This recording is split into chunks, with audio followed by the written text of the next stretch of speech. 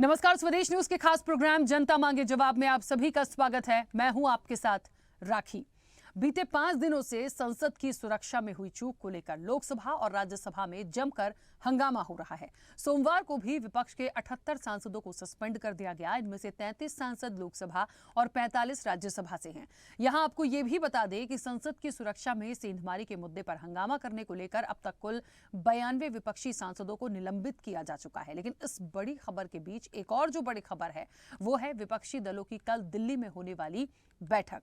हालांकि बैठक का आयोजन 5 राज्यों में हुए विधानसभा चुनाव के तत्काल बाद भी मल्लिकार्जुन खड़गे ने बुलाई थी, लेकिन उसको रद्द कर दिया गया था। लेकिन अब विपक्षी Indian national developmental inclusive alliance यानी इंडिया गठबंधन का मंच एक और बैठक के लिए सज चुका है। पटना, बेंगलुरु और मुंबई के बाद गठबंधन की बैठकों का कारवां अब राष्ट्रीय राजधानी दिल्ली पहुंच चुका है। देश की राजधानी दिल्ली में इंडिया गठबंधन के नेताओं की जुटान भी होने लगी है। हालिया विधानसभा चुनाव में कांग्रेस की हार के बाद ये बैठक काफी अहम मानी जा रही है।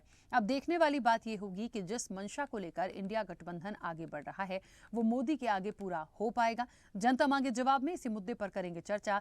24 की चुनौती, मैं नहीं हम, विपक्षी गठबंधन।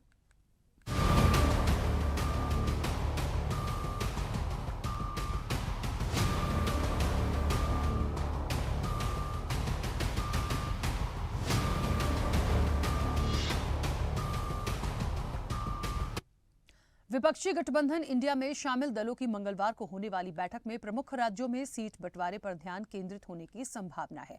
इसके साथ ही कुछ नेता हालिया विधानसभा चुनाव में भारतीय जनता पार्टी से मिली हार के बाद 31 दिसंबर से पहले समझौते और संयुक्त रणनीति को लेकर फिर से तैयार करने पर जोर दे रहे हैं।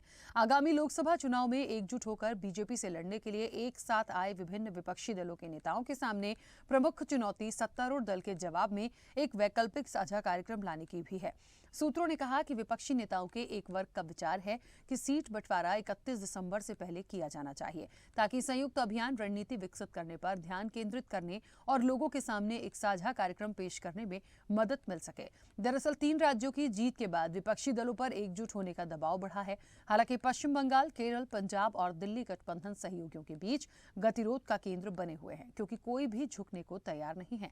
राज्य चुनाव के दौरान जाति जनगणना जैसे मुद्दे को मतदाताओं ने शायद तवज्जो नहीं दी। ऐसे में इंडिया के नेता नई रणनीति पर मंथन कर सकते हैं। सूत्रों ने कहा कि विपक्षी दलों की संयुक्त रैलियों की योजना को भी जल्द ही अंतिम रूप देना होगा क्योंकि विधानसभा चुनाव से पहले अक्टूबर में भोपाल में होने वाली रैलियों को रद्द करना पड़ा था। हिंदी पट्टी में निराशाजनक प्रदर्शन के कारण कांग्रेस की स्थिति गठबंधन के भीतर कमजोर हो गई है। कांग्रेस अध्यक्ष मल्लिकार्जुन खड़गे ने कहा कि वे सकारात्मक एजेंडे के साथ बीजेपी से मुकाबला करने के लिए आगे बढ़ेंगे और लोगों के मुद्दों को सामने लाएंगे। इससे पहले आज आरजेडी प्रमुख लालू प्रसाद यादव ने बीजेपी पर हमला बोला। लालू यादव ने कहा कि नरेंद्र मोदी को हम मिलकर हटाएंगे। तो वहीं विपक्षी गठबंधन INDIA यानी इंडिया को लेकर ममता बनर्जी ने कहा कि विपक्षी गठबंधन के प्रधानमंत्री उम्मीदवार का ऐलान 2024 में होने वाले लोकसभा चुनाव के बाद किया जाएगा, जिस पर गिरिराज सिंह ने कहा कि मोदी के खिलाफ लड़ने की हिम्मत विपक्ष में नहीं है। लेकिन इस सबसे इतर एक बयान कांग्रेस के वरिष्ठ नेता P चिदंबरम का बयान सामने आया। उन्होंने कहा कि 2024 में हवा का रुख भाजपा की तरफ है। अब विपक्षी गठबंधन की बैठक कल है और सवाल कई हैं। 24 की चुनौती, मैं नहीं हम, विपक्षी गठबंधन में भी। इस चर्चा को आगे बढ़ाएंगे, लेकिन कुछ प्रतिक्रिया हैं, पहले वो सुनाते हैं। बैठक करने आए हैं, सभी लोग आ रहे हैं। इंडिया गठबंधन के बैठक में हम सब लोग आए हैं जी, और इसको बहुत हम इसका उज्जवल भविष्य है और इंडिया गठबंधन इस बार देश में सत्ता बनाएगा और हम लोग जीतेंगे और सब लोग मिलजुल करके हम लोग एकजुट हैं और एकताबद्ध होकर के हम लोग नरेंद्र मोदी के सरकार को उखाड़ के फेंकेंगे। सारी चीजों पे बात होगी और जहाँ तक आपको बोला गया है कि 4 कमेटियां तो बनाई गई है पहले से, और कमेटी में जो है वो कमेटी का काम जो है वो कमेटी देख रही है और हर चीजें जो है सामने थोड़ी लाई जाती है। जो काम हुआ है वो हम लोग जानते क्या हुआ है, तो सारी चीजें सार्वजनिक थोड़ी की जाती है। 3 राज्यों कहाँ क्या है नहीं है, चुनाव को लेकर के जो तैयारियां होनी चाहिए वो हो रही है और उस पर हम लोग काम कर रहे हैं। किसी में इंडी गठबंधन में हिम्मत है तो एक व्यक्ति जाके नरेंद्र मोदी से बनारस लड़ ले। चुनाव में नीतीश कुमार हों या आरजेडी का कोई हो। अरे ये सब आईवास है, अपने स्वार्थों के लिए जा रहा है, अपने गुनाहों को छिपाने के लिए गठबंधन कर रहा है। इसी में हिम्मत नहीं, अगर हिम्मत है तो चुनौती दे रहा हूँ, नीतीश कुमार जाके लड़ लें बनारस जाकर। देखिए, नीतीश कुमार का तो समय चला गया। जब से उन्होंने विधानमंडल में दलित और महिलाओं के बारे में जिस प्रकार की ओछी टिप्पणी की, उसके बाद उनकी जो दावेदारी थी संयोजक पद के लिए, वह दावेदारी भी खत्म हो गई। प्रधानमंत्री पद का उम्मीदवार तो दूर की बात, जो संयोजक बनने से वो खुश थे कि मैं संयोजक बन जाऊंगा, वो दावेदारी खत्म हो गई। अरविंद केजरीवाल 10 दिन के लिए अज्ञातवास में जा रहे हैं। कल अरविंद केजरीवाल ने घोषणा कर दी कि पंजाब में सभी सीटों पर वो चुनाव लड़ेंगे। तो ये बैठक केवल फोटो खिंचाने के लिए बैठक हो रही है, चाय पानी के लिए बैठक हो रही है। इस बैठक का कोई निष्कर्ष नहीं निकलने वाला। देखिए, 2-3 बातें बड़ी महत्वपूर्ण हैं। एक तो ये कि लगातार जिस तरीके से सांसदों का निलंबन हो रहा है, सुरक्षा में सेंध हुई है, हो हल्ला होगा, सवाल वो नहीं उठाएंगे तो कौन उठाएगा? तो उनका आप सस्पेंशन करके क्या दिखाना चाहते हैं? इस पे जांच चल रही है, तमाम बातें आ रही हैं, स्टेटमेंट आ रही हैं। एक ये मुद्दा एक तरफ है, दूसरा इन सब के बीच में एक गठबंधन की बैठक बड़ी महत्वपूर्ण है।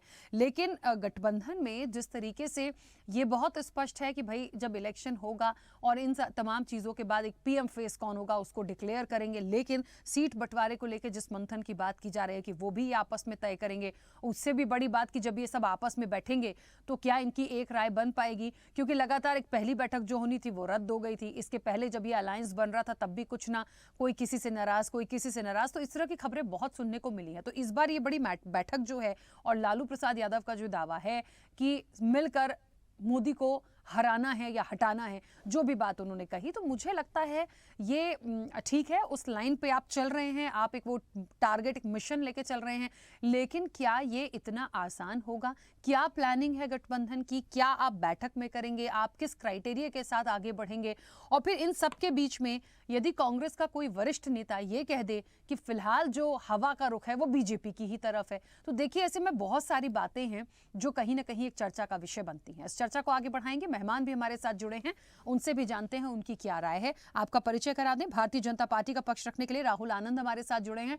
राहुल जी, बहुत स्वागत चर्चा में जुड़ने के लिए।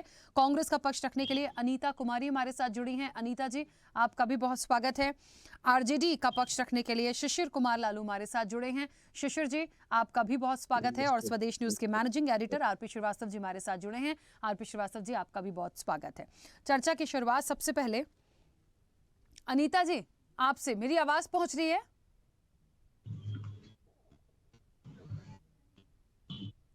अनीता जी, मेरी आवाज पहुंच रही है? हाँ, आवाज आ रही है। अनीता जी, 2 बातें हैं और दोनों पे मुझे आपकी प्रतिक्रिया चाहिए। पहला तो ये कि संसद को लेकर जो बात हो रही है, क्योंकि ये निश्चित तौर पर मामला लगातार बढ़ता जा रहा है, ये चीजें तो शायद कम होती दिखती हैं कि वो जांच है, कैसे हो गया, आगे नहीं होगा, इम्प्लीमेंट होगा, करेंगे, ये तो एक तरफ हो गया। सस्पेंशन लगातार लेकिन हो रहा है, वो आंकड़ा बढ़ता चला जा रहा है, पहली चीज। दूसरी चीज, गठबंधन को लेकर जो बैठक है, क्या मुख्य रूप से एक स्ट्रेटजी प्लान की गई है या इस बैठक में क्या खास होने की संभावना है? सबसे पहली बात तो जहाँ संसद की बात है, ये तो बहुत दुर्भाग्य की बात है कि नया संसद अभी बना है और इस तरह से कैसे उसमें वो जो भी इस तरह का घुसा, उसको तो मैं तो आतंकवादी ही नाम देती हूँ, क्योंकि गलत ही इंसान उस तरह की हरकत कर सकता है। तो क्या सुरक्षा है इस तरह की कि उतने लोगों के बीच में, और कैसे इस तरह की घटना घटित हुई है, तो बहुत शर्मिंदा की बात है, शर्मिंदगी की बात है और दुर्भाग्यपूर्ण है। रही बात दूसरी महागठबंधन की सेठजी की, तो ये स्वाभाविक रूप से कहा जा सकता है कि जब महागठबंधन की लोग बैठक कर रहे हैं तो निश्चित रूप से जो लोग भी इसमें शामिल हो रहे हैं वो आपस में बात करके, विचार करके ही बैठक को अंजाम देने जा रहे हैं। जी ठीक है। एक बात है जो दूसरे भी जो गठबंधन में जुड़े हुए दल हैं, जो सदस्य हैं, बड़ा उनका दावा है कि इस बार मिलकर पीएम मोदी को हराना है या हटाना है। कुछ दिग्गज ये भी कहते हैं कि जो हवा का रुख है वो बीजेपी की तरफ है। अलायंस से ही जुड़े हुए कुछ दल के नेता ये भी कहते हैं। तो निश्चित तौर पर ऐसे में जब राय अलग अलग आएगी तो हरा कैसे पाएंगे?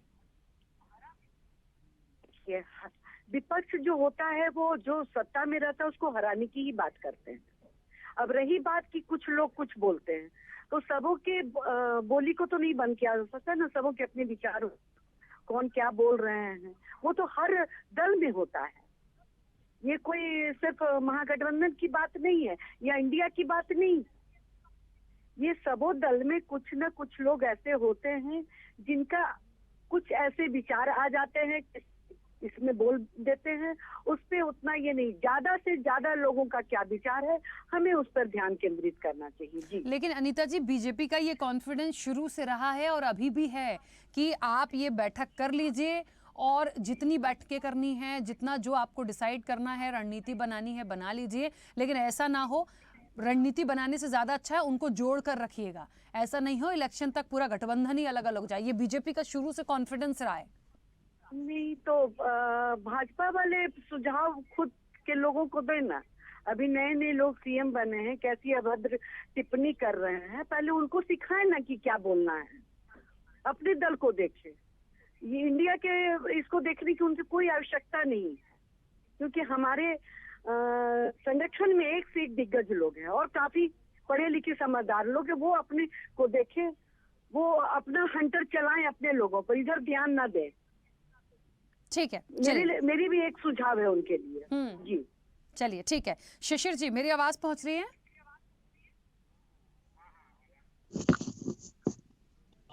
शिशिर जी, लालू प्रसाद यादव कह रहे थे मिलकर हराएंगे और सब एक साथ हैं, अच्छी बातें होना चाहिए। यदि बीजेपी का कॉन्फिडेंस ये कहता है कि आपका गठबंधन इलेक्शन तक टूट जाएगा, आप सब एक दूसरे के नहीं हैं, तो मुझे लगता है विपक्ष का ये कॉन्फिडेंस भी बहुत अच्छा है कि हम मिलके हराएंगे। लेकिन अब इन दोनों बातों के बीच में महत्वपूर्ण ये है कि वो कौन सा मुद्दा होगा, वो संख्या कैसी होगी, आप किस तरह से उस बातों को वहां रख पाएंगे, कैसे विश्वास किया जाएगा, और इन सब के बीच में क्या ये गठबंधन जुड़ा ही रहेगा?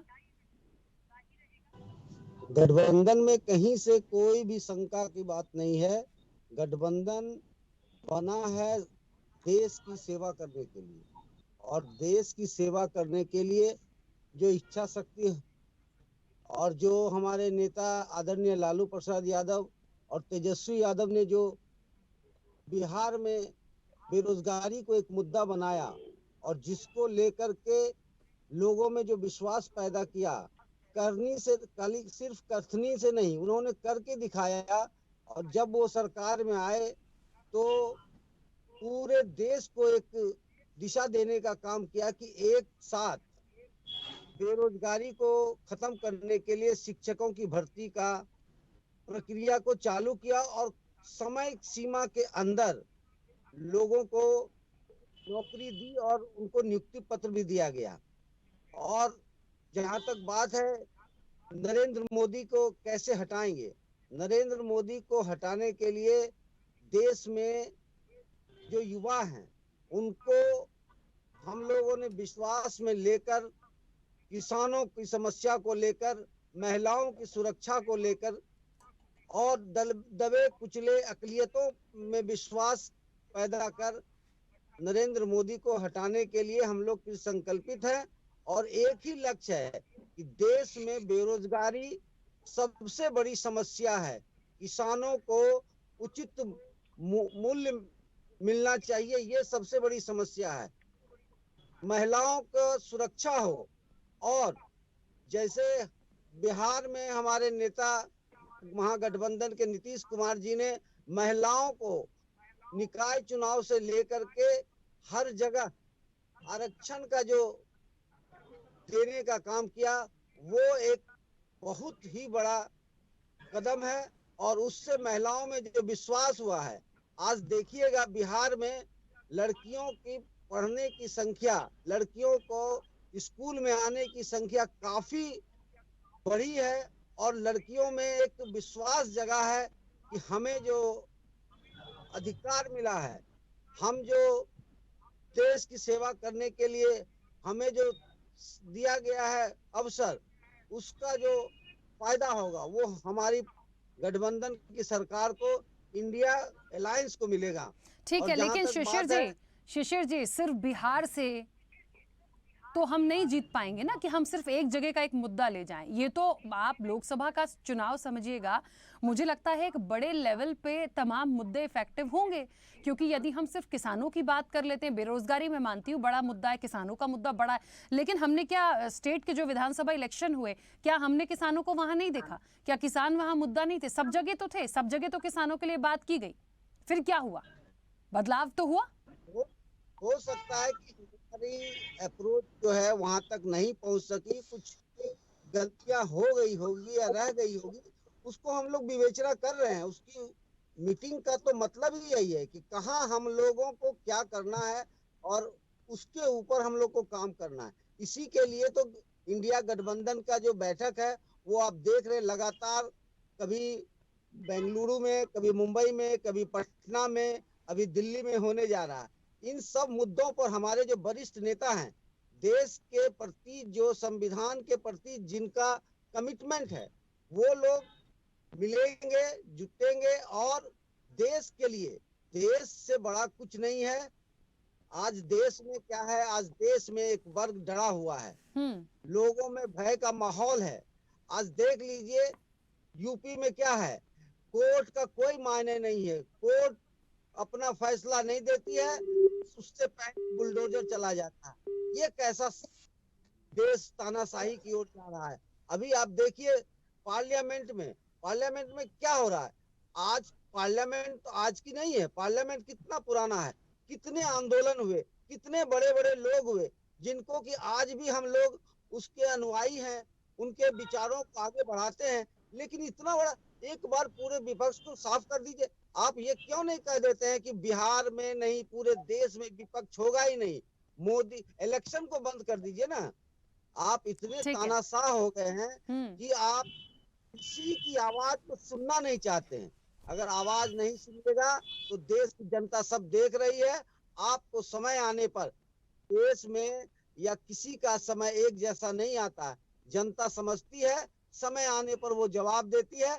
और कहा भी जाता है कि ऊपर वाले का डंडा जब चलता है तो उसकी आवाज किसी को सुनाई नहीं देती है। ठीक वो है, आने वाला दिन शिशिर जी, मैं आपकी बात को मानती हूं, लेकिन इन सबके साथ साथ मुद्दे, वर्तमान में जो परिस्थितियां हैं, विधानसभा का जो पूरा आकलन होगा, जो शुरू से कहा ही जा रहा था कि सेमीफाइनल माना जा रहा था, तो मुझे लगता है फाइनल की राह में सब चीज का एक कंक्लूजन होगा। बड़ा अच्छी बात है, बैठक है, मंथन कर रहे हैं, तो मुझे लगता है बहुत अच्छी बात है। ठीक है राहुल जी, मेरी आवाज पहुंच रही है?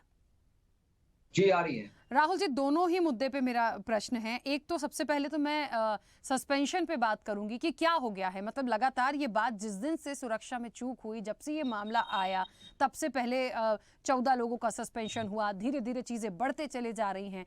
तो यदि वो वहां नहीं पूछेंगे, यदि बात को नहीं रखेंगे, क्योंकि बात सिर्फ बीजेपी की तो थी नहीं कि बीजेपी के सांसद है तो उनकी सुरक्षा में चूक होगी, वहां तो कांग्रेस के भी सांसद है, तो निश्चित तौर पर ये बड़ा सवाल है। तो क्या सिर्फ सस्पेंशन कर देने से क्या हो जाएगा? क्या कुछ बदल जाएगा, या मुख्य रूप से जो जांच होनी चाहिए उस पर इतना ज्यादा फोकस्ड कर लें? पहली चीज। और दूसरा, गठबंधन खुली चेतावनी है भारतीय जनता पार्टी के लिए कि मिलकर हराएंगे पीएम मोदी को। देखिए, सबसे पहले मैं आपको बताना चाहूंगा कि जो संसद में जो घटना घटी, खास करके वो उसकी जितनी भी भर्त्सना की जाए वो कम है। लेकिन जहां तक सुरक्षा व्यवस्था की बात अगर की जाए, जिस तरह से विश्वास का पात्र बनकर जो लोग गए थे और जिस प्रकार की घटना को अंजाम दिया गया, वो कहीं ना कहीं अगर उसका आप पॉलिटिकल एंगल देखेंगी तो विपक्ष इसको भुनाने की भी कोशिश कर रहा है। मैं इस चीज को बिल्कुल मानता हूं कि जहां सुरक्षा की चूक हुई है, जहां गलतियां हुई हैं, वहां पे एक्शन लेने की आवश्यकता है, और वो लिया भी गया है और वो दिख भी रहा है। सारे लोग देख रहे हैं। जो 4 लोग पकड़े गए हैं, जिस प्रकार की उन्होंने जो योजनाएं बनाई गई थी और जिस तरह से लगातार छापेमारी की जा रही है, इससे साफ ये प्रतीत होता है कि सरकार किसी को भी छोड़ने के पक्ष में नहीं है, चाहे वो जो हो। ये भी कहना सही है कि जिस तरह से लोकसभा के एमपी के लेटर हेड का दुरुपयोग हो गया, ये आने वाले समय में किसी भी बड़ी दुर्घटना को अंजाम दे सकता है। लेकिन यहाँ सोचने वाली बात यह है कि सरकार को जो करना था सरकार ने किया और उन लोगों को भी पकड़ा। अब यहाँ थोड़ा सा हटकर अगर बात करें बिहार की राजनीति की और जो इंडिया अलायंस की जो बात है उसकी अगर हम बात करें, तो मैं आपको बस इतना ही कहना चाहूंगा, एक इंग्लिश में एक कहावत है, the chink is in armour is exposed, यानी कि जब कोई राजा लड़ता है और जब उसकी जब सेना एक लोहे का जो वस्त्र पहनती थी, आज के जमाने में आप उसे बुलेट प्रूफ कह सकते हैं, वो उसमें दरार आ चुका है। और वो दरार आने के बाद जो डर है, वो डर जो माहौल जो क्रिएट करने की, जो बात करने की लोग कोशिश करते हैं, जो हमारे साथ विपक्ष में बैठे हैं इंडिया अलायंस वाले, तो मैं उनको बस इतना ही बताना चाहूंगा कि आज लालू यादव जी का जो बयान आ रहा था एयरपोर्ट पे, जब वो शिरकत कर रहे थे दिल्ली के लिए, तो आपने उनका एक बयान देखा होगा। उसमें उन्होंने बोला, एक पत्रकार पे वो गर्म हो गए। क्यों गर्म हो गए? पत्रकार ने जब उनसे पूछा कि आप यहाँ पर जा रहे हैं और नरेंद्र मोदी जी कहते हैं कि वो वापस आएंगे, तो उनका ये कहना था कि नरेंद्र मोदी नहीं, तुम कहता है, तुम ही कहता है, ये सब बात फालतू बात तुम कहता है। तो साफ इनका डर जो है वो उनके चेहरे पे निकल रहा था। और जहां तक सवाल उठता है, ये जो गठबंधन के जो लोग हैं, जो एक लोगों में विश्वास की भावना जताने की कोशिश करने का जो प्रयास कर रहे हैं, तो मैं आपको बताऊंगा कि ये सारे लोग अपने आप को बचाने की कोशिश करने वाले हैं 2024 में।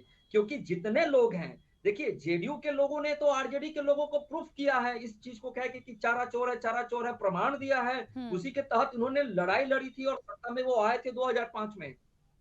कांग्रेस की अगर हम बात कर लें, तो चाहे सोनिया गांधी जी की बात कर लीजिए या राहुल गांधी जी की बात कर लीजिए, सारे लोग जमानत पे बाहर हैं।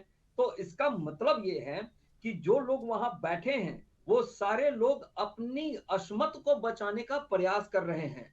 मेरी आवाज जा रही है आपको? बिल्कुल।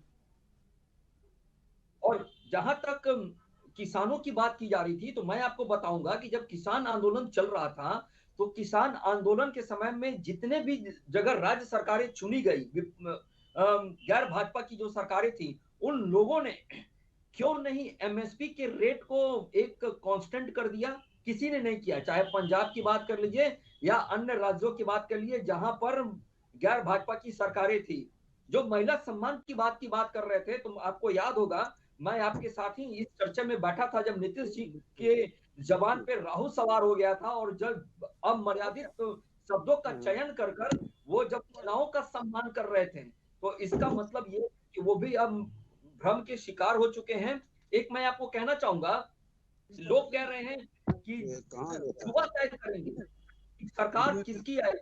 तो जो 5 राज्यों में जो चुनाव हुए खास करके, और जहां 3 जगह बीजेपी का प्रदर्शन बहुत ही बेहतर रहा, इससे साफ पता चलता है कि जिस ओर कमानी चलती है उस ओर जमाना चलता है। यानी कि हमें किसी की सर्टिफिकेट लेने की आवश्यकता नहीं है। जो गारंटी की बात की जाती है, मोदी जी की गारंटी की बात की जाती है, तो उस पे हम अव्वल अंक प्राप्त कर रहे हैं। चाहे वो विश्वास जताने की बात कर लीजिए, अगर आप गांव की बात करें। ठीक है, चलिए राहुल जी, ठीक है, इस पर और बात करेंगे। हाँ ठीक है, मैं वापस आती हूँ आपके पास। एक प्रतिक्रिया और आ जाए। आरपी श्रीवास्तव जी, 2 बातें देखिए, सस्पेंशन पे बहुत कम शब्दों में अपनी बात रख के सब लोग ही कह रहे हैं कि जांच का विषय है, सस्पेंशन हो रहा है। जब मुझे समझ में नहीं आता, जब इतना ज़्यादा कोई गंभीरता से ले ही नहीं रहा है, जिस तरह से पैनलिस्ट भी अपनी बात रख रहे हैं कि जांच होगी, हम कर रहे हैं, चीज़ें दिख रही हैं, सस्पेंशन लगातार होते जा रहे हैं, इसका क्या कोई मोटो है पीछे? या अभी ये कह रहे थे कि विपक्ष कहीं ना कहीं भुनाने की कोशिश कर रहा है, तो क्या विपक्ष इस मुद्दे को भुनाने की वाकई कोशिश कर रहा है? पहली बात। दूसरी, जो गठबंधन की महत्वपूर्ण बैठक है, बार बार बीजेपी को भी आपने भी सुना, बात यही निकल कर आती है कि ये कभी कुछ नहीं कर पाएंगे, ये सब अपनों को बचाने में लगे। देखिए राखी जी, जो जहाँ तक सस्पेंशन का सवाल है, और अभी देखा लोकसभा और विधान राज्यसभा में देखा होगा कि अब पहले तो 14 सांसदों का निलंबन हुआ, इसके बाद फिर अब लगातार जो है होते जा रहा है। मेरे ख्याल में 92 के आसपास निलंबन हुआ। मेरा ये कहना कि इतने सारे लोगों का निलंबन यदि सरकार लोकसभा में हो रहा है, राज्यसभा में हो रहा है, तो एक तो जिन सुरक्षा के मुद्दे पर जो सवाल पूछे जा रहे हैं, और जिसको जिस तरह से अब वहाँ की लोकसभा या राज्यसभा में जो हंगामे की स्थिति होती है, निश्चित रूप से लोकसभा अध्यक्ष का विशेषाधिकार है, और वो कोशिश करते हैं कि पूरी सुचारू रूप से चले, जो संसद चले।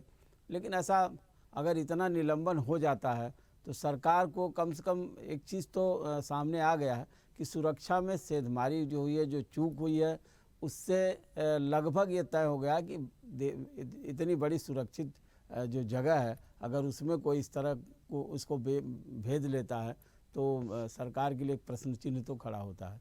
तो हमें लगता है कि विपक्ष भुनाने की कोशिश करा, विपक्ष का काम है जो है सत्ता पक्ष को घेरना, और वो घेरने की कोशिश में सारे निलंबन हो रहे हैं। अब इसका जनता किस नज़रिए से देखती है, इसका प्रभाव क्या पड़ता है, तो आने वाले समय में पता चलेगा। दूसरी बात, आपने कहा कि इंडिया गठबंधन की बात किया। देखिए, अभी हमने देखा कि सत्ता का सेमीफाइनल जो हम मानते थे 5 राज्यों के चुनाव में, यहाँ पर निश्चित रूप से हिंदी हार्टलैंड में एक तरह से भारतीय जनता पार्टी ने बड़ी मजबूती से चुनाव लड़ा, और सीधे सीधे जो है कांग्रेस को बड़ा नुकसान हुआ यहाँ पर, और प्रचंड बहुमत से भारतीय जनता पार्टी जीती। मतलब सेमीफाइनल जीत चुकी है, एक तरह से मान के चलते हैं। लेकिन अब उसमें जो 2024 एक फाइनल है, और सवाल ये यहाँ का नहीं है, सवाल देश की सरकार चुनने का है। संसद में कितने लोग पहुँचेंगे? आज की डेट में देखिए, बीजेपी के पास पूर्ण बहुमत है, मतलब उनके पास 300 से ऊपर सांसद हैं। सवाल है कि उन सांसदों को उतनी संख्या को एक तो बरकरार रखने की ज़रूरत है। और अभी आपने देखा होगा कि अब इन तीनों राज्यों के जीतने से हमें लगता है कि बीजेपी में इतना उत्साह है कि उनका ये मानना है कि अब तो 400 पार हो जाएंगे। हालांकि कुछ राज्य जो ऑलरेडी बीजेपी के पास थे पिछले लोकसभा चुनाव में, अगर इन जो है 4-5 राज्यों के बारे में अगर 3 राज्य और गुजरात जोड़ लीजिए तो लगभग 116-117 सीटें आती हैं, और उसमें महज जो है 3 सीटें कांग्रेस की। यहाँ भारतीय जनता पार्टी और कांग्रेस के बीच सीधी सीधी टक्कर है। तो अब ये देखना है कि क्या इन राज्यों में कांग्रेस अपनी सीटें बढ़ा पाती है, सबसे बड़ी चुनौती ये है। दूसरी बात है कि चुनाव में बुरी तरह से पराजित होने के बाद, हालांकि जहाँ तक वोट प्रतिशत का देखिए तो कांग्रेस के पास 40% वोट, भारतीय जनता पार्टी के पास 48% वोट है। लेकिन सवाल ये उठता है कि इतने वोट पाने के बाद भी कांग्रेस जो है तीनों राज्यों में हारी, और उनकी संख्या भी कम हुई।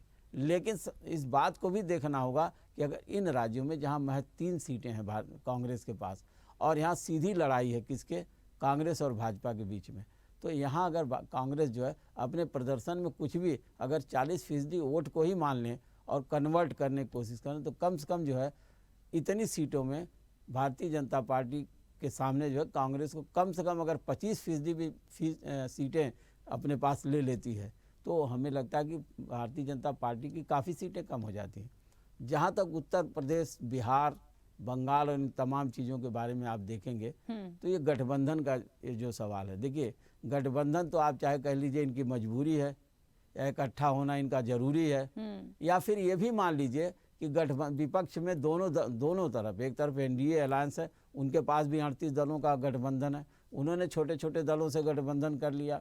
कभी महाराष्ट्र में आठवले जी की पार्टी है, आप देखिए उत्तर प्रदेश में जो निषाद पार्टी, ओम प्रकाश राजभर, अपना दल, तमाम पार्टियां हैं जिनके साथ इनका गठबंधन आज की डेट में है। राखी जी, तो मेरा ये कहना है कि गठबंधन तो दोनों तरफ है, लेकिन इंडिया अलायंस में जो अभी गठबंधन है 28 दलों का, वो आप वहाँ समझिए कि कुछ दल ऐसे हैं जो काफ़ी मजबूती से अपने कई राज्यों में सरकार में हैं और उनके मुख्यमंत्री भी हैं। जैसे आप बिहार देख लीजिए, बंगाल देख लीजिए, इन राज्यों में आप देखेंगी तो यहाँ पर जो भारतीय जनता पार्टी की सरकार नहीं है, और ऐसे दल के लोग भी इस गठबंधन में शामिल हो रहे हैं। उत्तर प्रदेश में एक प्रमुख विपक्षी दल समाजवादी पार्टी है, हालांकि आप समझिए बसपा को जहाँ तक आप जाएंगी तो बहुजन समाज पार्टी का भी एक अच्छा खासा वोट बैंक है। तो अगर ये गठबंधन में एक दूसरे के साथ जुड़ते हैं तो एक वोट बैंक तो है इनके पास। अब रही बात मोदी जी को चुनौती देने की बात, अब एक कांग्रेस के एक नेता पी चिदम्बरम कहते हैं कि अभी तो हवा का रुख मोदी। अब ये क्या होता है ना, कांग्रेस पार्टी में ऐसे जो बुजुर्ग, जिसे बुजुर्गा नेता कहते हैं, वो सेल्फ गोल करने में मास्टर हैं। आप देखिए जब भी चुनाव होता कुछ ऐसी बातें बड़े बड़े नेताओं के द्वारा जो बड़े सीनियर पदों पर हैं, कुछ ऐसे बयान आ जाते हैं जिसको भारतीय जनता पार्टी लपक लेती है। तो ये सारी चीज़ें आती हैं, और हमें लगता है कि 2024 का जो चुनाव है, खास करके अगर कल की मीटिंग में जहाँ तक सीट शेयरिंग का सवाल है और कांग्रेस लीड रोल में रहती है, अगर सीट शेयरिंग जल्दी से जल्दी हो जाता है और दिसंबर महीने में, तो हमें लगता है कि चुनाव थोड़ा रोचक होगा। नहीं तो अगर यही स्थिति रही राखी जी, तो आने वाले समय में इनको काफ़ी परेशानी होगी। और भारतीय जनता पार्टी जैसे पार्टी का जो है मुकाबला करने में विपक्ष कहीं न कहीं कमज़ोर हो जाएगा। बिल्कुल ठीक है। अनीता जी, मुझे ऐसा लगता है बड़ा महत्वपूर्ण यहाँ पर ये है कि देखिए कम ये नहीं है कि ये नहीं कहूँगी कि कम आंका जा रहा है गठबंधन को। आपने भी कहा मिलकर करेंगे, अच्छी बात है। कॉन्फिडेंस यदि बीजेपी कांग्रेस दोनों का अपनी अपनी जगह पे है 24 के लिए, तो निश्चित तौर पर ये चुनौती तो है। ये चुनौती बीजेपी के लिए भी है, चुनौती कांग्रेस के लिए, गठबंधन के जो तमाम दल हैं उनके लिए भी। और इसलिए है क्योंकि हर इलेक्शन एक चुनौती भरा होता है, क्योंकि आपको नहीं पता कि आपको वहां पे क्या चीजें मिलेंगी। संभावनाएं होती हैं, चीजें कहते हैं ना कि थोड़ी सी समझ में आती है, देख के मुद्दे समझ में आते हैं। कांग्रेस की तरफ से इस बैठक के बाद महत्वपूर्ण जो भी होना है, चाहे सीट शेयरिंग की बात हो और भी चीजों पर आपकी बैठक होगी, क्योंकि ये बैठक कल का हिस्सा है, तो तमाम चीजें तभी निकल कर आएंगी मुख्य रूप से क्या हुआ। लेकिन इस इलेक्शन को लेकर मैं जानना चाहती हूं, क्योंकि आप पार्टी का पक्ष रख रही हैं, मुख्य रूप से ऐसी कौन से मुद्दे या ऐसी कौन सी बात जो बहुत ज्यादा प्रभावित कर सकती है? क्योंकि देखिए जगह तो बनाना है, अपनी बात को ऐसे लेकर पहुंचाना है ताकि आप हिट कर पाए उस जगह को। गठबंधन में वोट बैंक बढ़ेगा, मजबूती होगी, मजबूती के साथ साथ जब पॉइंट अच्छे होंगे ना, तब वो बहुत अच्छा मैसेज जाएगा। सबसे पहली बात तो शायद आपका नाम रेखा जी है ना? राखी जी, सॉरी राखी जी, सबसे पहली बात तो बार बार गठबंधन की बात की जाती है, तो गठबंधन तो इन लोग के साथ भी है ना। भाजपा अकेले थोड़ी लड़ रही है, भाजपा अकेले तो लड़ नहीं रही है, भाजपा का भी बहुत लोग साथ में है। रही बात क्या मुद्दे होंगे, तो ये मुद्दे तो हमारे जो मीटिंग करेंगे, जो बैठकें करेंगे, वो बता सकते हैं ना। मैं कैसे बता दूं अभी, और पहले क्यों बता दूं? पहले तो खुद बात मालूम नहीं है किसी को, तो पहले कैसे बता दूं कि क्या बातें होंगी? इतनी बौखलाहट या उत्सुकता इनको क्यों, इतनी बेचैनी क्यों है भाजपा वालों को? इंतजार करे ना बैठक का, उसके बाद तो सारी बातें सामने आ जाएंगी। तो भाजपा वाले को बोलिए अच्छे से भोजन करे और रात को गहरी नींद में सोए। Thank you. उन्हें चिंता नहीं है, लेकिन अनीता जी ये एक निश्चित तौर पर देखिए चर्चा का विषय। मैंने तो कहा आपसे कि बैठक में क्या होगा, कल क्या चीजें होंगी, वो बाद का विषय है, लेकिन मैंने इस इलेक्शन को लेके पहुंचा। इस इलेक्शन में यदि हिट करना है या गठबंधन के साथ हिट करना है, तो वो कौन सी बातें महत्वपूर्ण हो सकती हैं जो एक जगह बनाने की कोशिश करेंगी? क्योंकि लक्ष्य तो सबका एक है, पीएम मोदी को हराना। हमारे तो राखी जी, वो हमारे दिग्गज नेता ये करेंगे ना। हम लोग तो एक अदना सिपाही हैं पार्टी के, और ये हम पहले कैसे बता दें क्या करेंगे? ये इंतजार कीजिए, कल बैठक हो जाएगी, सारी बातें आ जाएंगी सामने। अच्छा अनीता जी, ठीक है, आपके नजरिए से कोई ऐसे मुद्दे हैं जो आप समझती हैं? मैं ये नहीं कह रही हूँ कि कांग्रेस के अंदर क्या चल रहा है, कांग्रेस क्या देगा। मुद्दे मैं बता रही हूँ ना, बहुत बड़ा मुद्दा है महंगाई, बहुत बड़ा मुद्दा है सुरक्षा, बहुत बड़े मुद्दा है महिला सुरक्षा, बहुत बड़ी मुद्दा है शिक्षा। है क्या बिहार देश में? रोजगार नहीं है क्या? केवल हवाई से थोड़ी देश चलता है। देश चलाने के लिए बहुत सारे कार्य करने पड़ते, इतना आसान नहीं है देश चलाना, है ना? तो मुद्दे ही मुद्दे हैं। न महंगाई घट रही है, न रोजगार मिल रहा है, न महिला सुरक्षा सुनिश्चित हो रही है। हो क्या रहा है? चलिए, 24 की चुनौती मानती हैं इसे? ये किसी चुनौती से कम नहीं है, आप लोगों के लिए मानती हैं? बिल्कुल बिल्कुल बिल्कुल। ठीक है, चलिए वापस आऊंगी। शिशिर जी, शिशिर जी आवाज पहुंच रही है? हाँ। शिशिर जी, मुझे लग रहा है आप लोगों के लिए भी चुनौती है, या कॉन्फिडेंस बिल्कुल अलग ही चला जाएगा? क्योंकि सबके स्टेटमेंट्स बहुत अलग अलग हैं यहाँ पे। नहीं, हम लोग कॉन्फिडेंट हैं। देश में अभी सबसे जो ज्वलंत समस्या है वो है बेरोजगारी, सांप्रदायिक सौहार्द, किसानों का उचित मूल्य, और देश में सबसे ज्यादा जरूरत है कि लोगों को जो देश वेलफेयर स्टेट है हमारा देश, जो वेलफेयर का काम होगा, अगर हम जातीय जनगणना जो कि 1911 के बाद अभी तक हुआ नहीं, और जातीय जनगणना अगर हम कराते हैं तो उसके आधार पर एक हमारे पास डाटा, ऑथेंटिक डाटा आ जाएगा कि कौन से धर्म, कौन से वर्ग के लोग किस स्थिति में हैं, तो उनके लिए हम एक योजना बनाएंगे। अभी देखिए, मोदी जी ने लोगों को कहा था कि जब मेरी सरकार बनेगी तो हम 2 करोड़ रोजगार देंगे, काला धन को वापस लाएंगे, सभी के खाते में 15-15 लाख रुपया देंगे। लेकिन सरकार बनते ही मोदी जी लोगों को कहते हैं कि पकोड़े की दुकान खोलिए। काला धन लाने की बात अमित शाह कहते हैं कि ये जुमला है। आज देश में लोगों को सम्मान से जीने के लिए रोजगार चाहिए। महिलाओं के साथ आज किचन का स्थिति क्या है? आटा, चावल, दाल सभी पर जीएसटी। लेकिन शिशिर जी, मुझे बताइए कि आटा, चावल, दाल, महंगाई, बेरोजगारी ये नए मुद्दे नहीं हैं, ये मुद्दे पुराने ही हैं। और मुझे लगता है ये सारे मुद्दे, आजकल तो स्टेट वाइज भी इलेक्शन होता है, तो आप देख लीजिए कोई बड़ा नेशनल इशू है तो वो भी बड़ा प्रभाव डालता है। आप समझिएगा इस चीज को, योजनाएं बड़ी प्रभावित करती हैं। उसके बाद भी आप 5 राज्यों के नतीजों को हम देखें तो आप देख लीजिए कि मुख्य रूप से जो 3 स्टेट है हमारे, जिनको हम बिल्कुल सेमीफाइनल मान रहे थे, वो और यहीं से सोच रहे थे कि पूरी राह 24 की क्लियर हो जाएगी, तो यहाँ तो बीजेपी अपना झंडा गड़ा कर गई है। बीजेपी राजस्थान में, मध्य प्रदेश में और अन्य प्रदेशों में कहते हैं कि हम 450 रुपये में, 500 रुपये में गैस सिलेंडर देंगे। तो आप समझिए कि देश के साथ ये क्षेत्रवाद क्यों?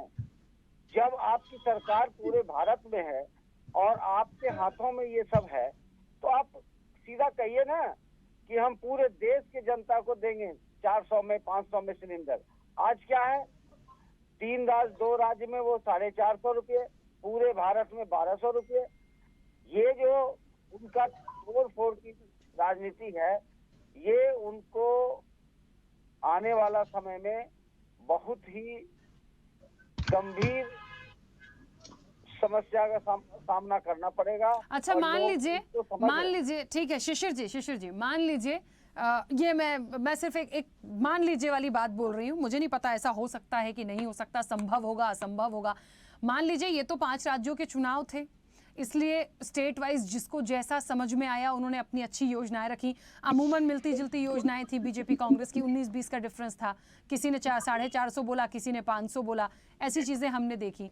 मान लीजिए लोकसभा के लिए ये डिक्लेरेशन यदि हो जाता है कि हम और भी चीजों को करेंगे, हम पूरे देश के लिए करेंगे, तो फिर क्या करेंगे?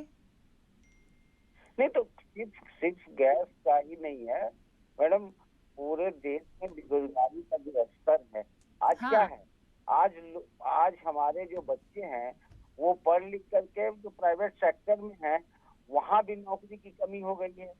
सरकारी नौकरी, जो रेलवे सबसे बड़ी नौकरी देने वाली संस्था थी, आज वहाँ कोई वैकेंसी नहीं है। और जितने भी हमारे पीएसयू थे वो सब बंद हो रहे हैं, वो सब प्राइवेटाइजेशन हो रहे हैं, वो अपने चहेते लोगों को दिया जा रहा है। इससे और जो आरक्षण का मामला है वो आरक्षण भी खत्म हो रहा है। तो बेरोजगारी एक बहुत बड़ी समस्या है और इसको हम लोग एक सबसे ऊंचे पारार पर रखेंगे। और बेरोजगारी के साथ साथ किसानों की समस्या और महिलाओं की समस्या के साथ महंगाई देखिए आज क्या स्थिति है। हमारे देश में लोग भूखे हैं और हमारे देश का अनाज दूसरे जगह जा रहा है। जी, मैं आपकी बातों से बिल्कुल सहमत हूँ, इन मुद्दों से भी सहमत हूँ जो सीधे जनता से कनेक्ट होते हैं, लेकिन हम इसको भी नकार नहीं सकते ना कि क्या इससे पहले कभी बेरोजगारी नहीं थी, क्या इससे पहले महंगाई नहीं थी, क्या इससे पहले महिला अत्याचार नहीं होता था? होता तब भी था, अभी भी स्टेट्स में होता है। कोई भी सरकार ये कह के यदि आ जाती है, जनता आशीर्वाद दे देती है कि हम बिल्कुल अपराध जड़ से खत्म कर देंगे, तो क्या होता है? मुझे बताइए, क्या ऐसा कोई स्टेट है जहां अपराध ही ना होते हो? तो मैं ये चीज नहीं कह रही हूं कि ये अच्छी है या बुरी है, लेकिन मैं ये कह रही हूं कि ये एक हिस्सा बन गया है, ये एक हिस्सा बन गया है कि वो चीजें होती रहेंगी। हाँ, कम ज्यादा ये डिफरेंस आ सकता है, आंकड़ों में डिफरेंस आ सकता है, लेकिन उस चीज को हमें कैसे करना है? अभी प्रभावी क्या है? जो जनता से सीधे कनेक्ट है, जहां से जनता को थोड़ा भी फायदा हो रहा है, वो उस चीज पे ज्यादा फोकस कर रही है। खैर ठीक है, ये अब आने वाले समय की बात है, तब तक तो और चीजें मुझे लगता है निकल कर आएंगी। राहुल आनंद जी, बीजेपी की क्या स्ट्रैटेजी है, बीजेपी का क्या मंथन है? अभी अनीता जी कह रही थी कोई मोदी जी अकेले तो लड़ नहीं रहे हैं कि बीजेपी अकेले लड़ रही होगी, आपके पास भी गठबंधन है, आपके पास भी लोग हैं, तो क्या प्लानिंग इसके साथ है? बताना चाहूंगा कि जो हमारे सामने जो इंडिया अलायंस वाले जो लोग हैं, उनके लिए अगर मैं एक लाइन में कुछ कहना चाहूँ तो मैं बस यही कहना चाहूंगा, चले थे कहाँ जाने के लिए, जाना है कहाँ ये मालूम नहीं, अब अपनी भटकती कदमों को मंजिल का दिशा मालूम नहीं।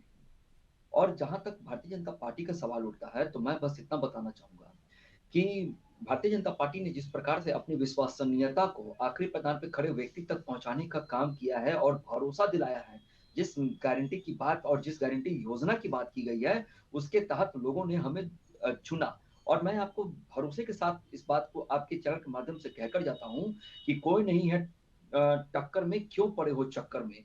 देखिए, मुद्दे आते हैं, मुद्दे जाते रहते हैं, लेकिन प्रभावशाली मुद्दे की अगर हम बात करें और जब 1 to 1 कनेक्शन की बात करें तो वो भारतीय जनता पार्टी ने संवाद स्थापित कर रखा है। क्योंकि जब हमने नारा दिया था कि सबका साथ, सबका विकास, सबका सम्मान का जो नारा दिया था, इसमें हम कहीं ना कहीं फिट बैठते हैं।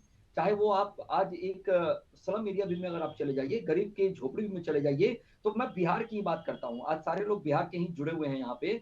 तो बिहार में पीएम योजना के तहत 55 लाख घर बनवाए गए हैं, 55 लाख घर बनवाए गए हैं। ये मैं आंकड़े नहीं बता रहा हूँ, ये आंकड़े यहाँ पे प्रकाशित हुए थे यहाँ के पेपर में, आज से करीब 5-7 दिन पहले की बात है। जहां तक रोजगार की बातें हैं तो मैं आपको बताना चाहूंगा कि पहले भी सरकारें थी, उस समय रोजगार की बात करिए और अभी के रोजगार की बात कीजिए तो निरंतर परिवर्तन आया है। आया है किस संदर्भ में आया है, इस चीज को समझने की आवश्यकता है। जब केंद्र की कांग्रेस सरकार ने जब सत्ता छोड़ा था तो उस समय लगभग 11-12% की महंगाई दर थी, लेकिन जब मोदी सरकार ने सत्ता को संभाली तो वो 3% पे भी आई, लेकिन कोरोना में वो बढ़ा। मैं इसे नकारता नहीं हूं, बढ़ा जरूर, लेकिन अभी के दर में अगर देखें तो लगभग 5.5% के आसपास महंगाई दर है। और जहां तक बेरोजगारी की सवाल उठती है तो पहले जो लोग बार बार कहते हैं आरजेडी आज गठबंधन में है जेडीयू के साथ, 10 लाख लोगों को नौकरी देने की बात की गई थी फर्स्ट कैबिनेट में, कितना किया गया? और जो नंबर गिनाने की बात की जाती है वो नंबर किस प्रकार से की जाती है ये भी मैं आपको बता सकता हूं। तीसरी बात मैं बताना चाहूं कि जो कोई भी राज्य सरकार हो या केंद्र सरकार हो, अपने जनसंख्या का 1 से 1.5% से ज्यादा नौकरी नहीं दे सकती है।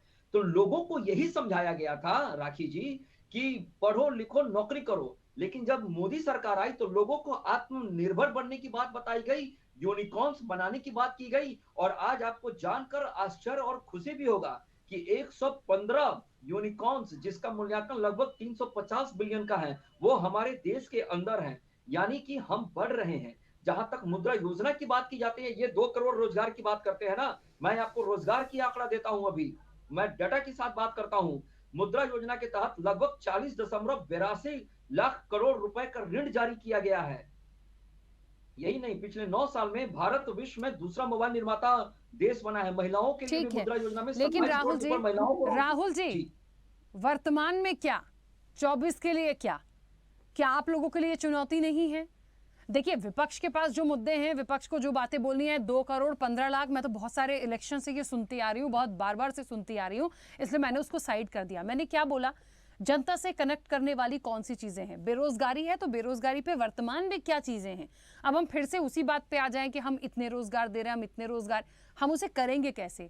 ये जनता देखना जानना चाहती है। हम महंगाई के लिए क्या कर सकते हैं? ये विपक्ष के मुद्दे हैं जो मैं बता रही हूँ। बाकी मैंने कहा ना, इफेक्ट क्या करेगा जो सीधे कनेक्ट हो रहा है। जी राखी जी, मैं आपको बताना चाहूंगा कि आज अगर पूरे विश्व की बात कर लीजिए तो आज पूरे विश्व की स्थिति खराब है। अगर भारत उसमें अगर 7% के दर से बढ़ोतरी कर रहा है तो ये निश्चय ही आत्मविश्वास और विश्वासजनक और भरोसे लायक बातें हैं। ये मैं नहीं कहता, ये पूरे विश्व के लोग कहते हैं। और जहां तक जनता के मुद्दे की बात है तो आप जो भी मोदी सरकार में जो भी योजनाएं चली, खास करके जो उज्ज्वला योजना की बात कर लीजिए, स्मार्ट अप इंडिया की बात कर लीजिए, जनधन योजना की बात कर लीजिए, मुद्रा योजना की बात कर लीजिए, पीएम आवास योजना की बात कर लीजिए, सुकन्या समृद्धि योजना की बात कर लीजिए, या बेटी बचाओ बेटी पढ़ाओ की बात कर लीजिए, ये क्या जनता से कनेक्ट नहीं करता है? जो महिलाओं को, जो लोगों को इलाज कराने की परेशानी होती थी, क्या आयुष्मान भारत जनता से कनेक्टेड नहीं है? मैंने जितनी योजनाएं बताए ये सारे जनता से कनेक्टेड है। हाँ, फर्क क्या है मेरे गठबंधन में और उनके गठबंधन में? यहां पे अगर आप डिफरेंस देखेंगे तो मैं आपको यही बताना चाहूंगा कि वहां पे सारे चोरों की जमात खड़ी है। चाहे आप उठाकर देख लीजिए ममता बनर्जी जी को देख लीजिए, उनके लोगों के ऊपर लगातार आरोप लगे हैं, उनके लोग जेल में हैं। आप सांसद देख लीजिए, एमपी के कांग्रेस के जो सांसद रांची में पकड़ गए हैं, 325 करोड़ से ऊपर की अगर राशि आती है एक सांसद के पास, तो सोचो वो पार्टी कितनी लूटी होगी। इसीलिए आज सारे लोग जमानत पे बाहर हैं। आप आरजेडी की बात कर लीजिए, आरजेडी के सारे लोग जमानत पे बाहर हैं। तो क्या भारतीय जनता पार्टी में सब पाक साफ है राहुल जी? कैसे गए राहुल जी, बीजेपी में सब पाक साफ है, किसी पे कोई आरोप नहीं है, सब सही है? देखिए, बात आरोप की है और बात सिद्ध होने तक की है।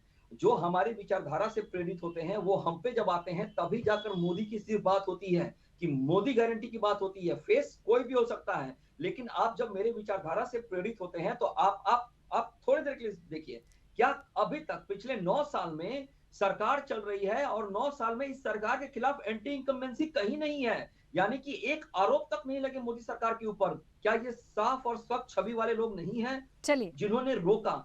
तो करने वाले के ऊपर निर्भर करता है राखी जी कि वो कैसे सरकार को चलाता है और देश को कैसे संभालता है। ठीक है राहुल जी, क्योंकि आप पार्टी का पक्ष रख रहे हैं, आप बोलेंगे, लेकिन आरोप क्या है क्या नहीं है, किन दिग्गजों पे लगे हैं, कौन पाक साफ है, मुझे लगता है ये राजनीति है और कोई इससे अछूता नहीं रहा है।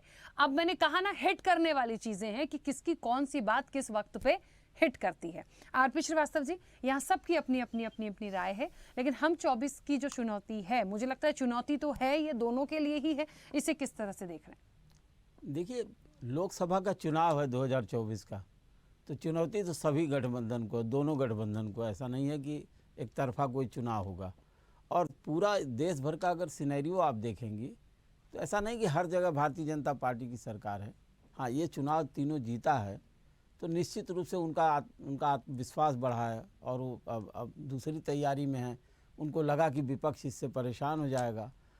आज देखिए, कांग्रेस का जहाँ तक सवाल है, देखिए कांग्रेस इन्हीं राज्यों में, इसके अगर मान लीजिए ये कहा जाए कि भाजपा और कांग्रेस 2 दलीय व्यवस्था में है, तो पिछले चुनाव में भी कांग्रेस को यहाँ सीटें नहीं मिली थी।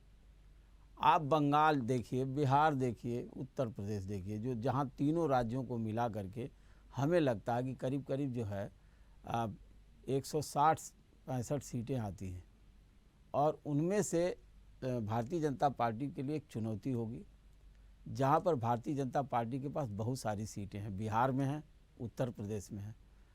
एक मुद्दा जातीय जनगणना का है, जो मुद्दा ठीक है, मध्य प्रदेश, छत्तीसगढ़ और राजस्थान के चुनाव में जो रिजल्ट आए उसको मान लिया जाए कि ये मुद्दा प्रभावी नहीं होगा, लेकिन इस बात की कोई गारंटी नहीं कि 2024 के चुनाव में मुद्दा प्रभावी होगा। दूसरी तरफ क्या है, देखिए, जो भी उत्तर प्रदेश और बिहार जैसे राज्यों मंडल कमंडल की राजनीति से हमेशा प्रभावित रहे, आज जिस बात को लेकर के भारतीय जनता पार्टी के पास ध्रुवीकरण करने की पूरी क्षमता है, उनके पास संगठन की पूरी शक्ति है, गांव-गांव तक उनके कार्यकर्ता हैं। अभी कांग्रेस का जहां तक सवाल, अगर एक तरफा देखें तो उतनी सामर्थ्य नहीं है, लेकिन इन दलों के पास भी जो जुड़ रहे हैं, इनके पास भी कार्यकर्ताओं की भारी टीम है। अगर वाकई ये संवेदनशील है और संजीदगी से अगर ये चुनाव लड़ते हैं आने वाले समय में 2024 में, और तैयारी थोड़ी जल्दी करते हैं, तो चुनौती देने की स्थिति में है। क्योंकि इन्हीं राज्यों से, जहाँ तक दक्षिण के राज्यों में भारतीय जनता पार्टी के वहाँ पर कमज़ोर है, और उन राज्यों में एक तरह से माना जाता है कि कांग्रेस और अन्य जो वहाँ के दक्षिण राज्य की जो क्षेत्रीय पार्टियाँ मजबूत हैं। लेकिन इस पट्टी में आप देखेंगे जो सबसे महत्वपूर्ण है, एक हिंदी हार्टलैंड जो अभी चुनाव हुआ है, दूसरा बिहार, बंगाल और उत्तर प्रदेश, ये जो 3 राज्य हैं जहाँ के देश की सरकार बनती है, यहाँ पर भारतीय जनता पार्टी को बहुत मेहनत करनी पड़ेगी। इसलिए मेहनत करनी पड़ेगी कि उनको उन सीटों को भी बचाना पड़ेगा जो पिछले चुनाव में जीते हैं। अब सवाल ये उठता है कि विपक्ष की रणनीति क्या होगी। अभी तक तो ये देखिए कि बिखरे हुए हैं लोग, अब इकट्ठा होने की कोशिश कर रहे हैं। 2-3 मीटिंग हुई है। अगर मान लीजिए कल की मीटिंग में कोई सार्थक पहल होती है और एक तरह से लगता है कि भाई अब एक कॉमन मिनिमम प्रोग्राम बनेगा, इसके तहत ये चुनाव लड़ेंगे, और अगर ये सारी चीज़ें आती है, थोड़ी तैयारी तेजी से, क्योंकि भारतीय जनता पार्टी देखिए पूरे चुनावी मोड में है। इधर से 3 राज्यों के में भारी बहुमत से जीत के बाद लगातार अब लोकसभा की तैयारी में। मध्य प्रदेश के तो मुख्यमंत्री पहले से 29 सीट, जो पूर्व मुख्यमंत्री हैं, पहले से 29 सीटों को आप देखिए कि जीतने की घोषणा कर चुके हैं। तो ये सब सारी चीज़ें भारतीय जनता पार्टी अपनी पूरी तैयारी में, सरकार तैयारी में, और उनके पास एक करिश्माई नेता हैं नरेंद्र मोदी जी, जिनका करिश्मा भी है। लेकिन ये सिर्फ एक करिश्मा भी, आप देखिए जिन राज्यों में हिंदी पट्टी में काफ़ी है और जहाँ पर सीटें बहुत ज़्यादा हैं, तो अगर इनको किसी तरह से विपक्ष या इंडिया गठबंधन एनडीए के सामने खड़ा होता है और मिलजुल के चुनौती देता है, तो निश्चित रूप से 2024 के चुनाव में एक जो है बड़ा मुकाबला होगा। और शायद ये पिछले चुनाव में नहीं हुआ था। कांग्रेस अपने दम पे चुनाव जीत सकती, न अन्य दल अपने दम पे चुनाव से, लेकिन भारतीय जनता पार्टी में ये तो है कि आने वाले समय में और वर्तमान में भी अपने दम पर पूरी बहुमत है उनके पास और अपने दम पर चुनाव जीतने का सामर्थ्य भी है। तो इसको किस तरह से चुनौती इंडिया गठबंधन देगा? कल 19 तारीख की मीटिंग है। 19 तारीख में क्या होता है, अगर सीट शेयरिंग कुछ ऐसे फार्मूले निकल के पूरे नहीं आए, लेकिन कुछ ऐसे कॉन्क्रीट अगर डिसीजन होते हैं, तो निश्चित रूप से ये कहा जाएगा कि अब इंडिया गठबंधन सक्रिय हुआ। अभी तक तो औपचारिकता ही हुई है। बिल्कुल सही है। अनीता जी अपनी बात रखिएगा, कुछ कहना चाहती हैं? अनीता जी मेरी आवाज पहुंच रही है?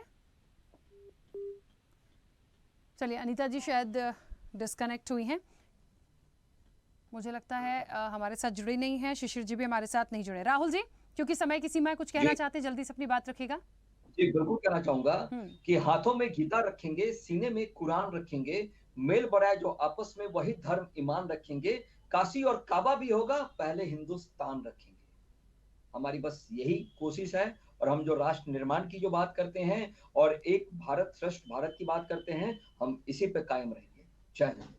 चलिए, और ये आने वाले समय में देखेंगे कि अब कौन सी चीजें कैसी होती हैं। एक तरफ संसद का मुद्दा जो है बड़ा गंभीर है और उसको लेकर तमाम चीजें हो रही हैं, दूसरी तरफ गठबंधन की मीटिंग है, तीसरी तरफ लोकसभा की तैयारी है। इन सब के बीच में वाकई में बड़ा रोचक सा भी लगता है कि कौन सी चीजें कहां से कैसे निकल कर आएंगी और कौन किसका कहां साथ दे जाएगा, कौन किसको छोड़ जाएगा, ये देखने वाली बात है। खैर, समय भी हो गया। आप सभी मेहमानों का बहुत शुक्रिया इस चर्चा में जुड़ने के लिए। तो निश्चित तौर पर देखिए, 24 की चुनौती तो है मैं नहीं हम, विपक्षी गठबंधन, क्योंकि एक तरफ हम की बात है, गठबंधन की बात है, दूसरी तरफ 24 की चुनौती भी है। और ये बात बिल्कुल सही है, जिस तरीके से इस चर्चा से निकलकर बातों से समझ में आता है कि ये दोनों ही दलों के लिए आसान नहीं है। चुनौती दोनों के लिए ही होगी, मुद्दे बहुत प्रभावी होंगे। अभी के जो विधानसभा चुनाव के जो नतीजे आए हैं, जो स्ट्रेटेजी काम करी थी, उसका भी इम्पैक्ट पड़ेगा। तो निश्चित तौर पर कुल मिलाकर एक रोचक और दिलचस्प मुकाबला 24 में देखने को जरूर मिलेगा। जनता मांगे जवाब में इतना ही। बने रहिए स्वदेश न्यूज के साथ, सबसे पहले देश। ऐसे ही वीडियोस के लिए लाइक करें, शेयर करें, फॉलो करें, YouTube पर जाकर सब्सक्राइब कर